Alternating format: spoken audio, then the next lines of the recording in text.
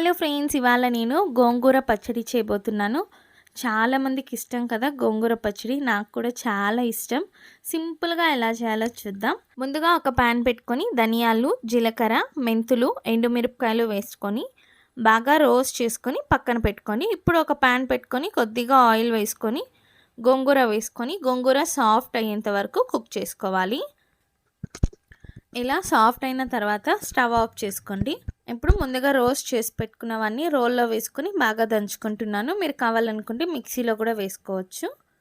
ఇలా మెత్తగా పౌడర్ లాగా అయిన తర్వాత గోంగూర వేసుకొని బాగా రుబ్బుకోండి. ఇప్పుడు ఇంకొక బౌల్ పెట్టుకొని కొద్దిగా ఆయిల్ వేసుకొని ఆవాలు, కరివేపాకు, ఎండుమిరపకాయలు, వెల్లుల్లి, ఇంగువ వేసుకోవాలి. మనం రుబ్బుకున్న గోంగూర వేసుకొని ఒక 5 మినిట్స్ పాటు మీడియం ఫ్లేమ్లో కుక్ చేసుకుంటే ఎంతో టేస్టీ అయిన గోంగూర పచ్చడి రెడీ. Thank you.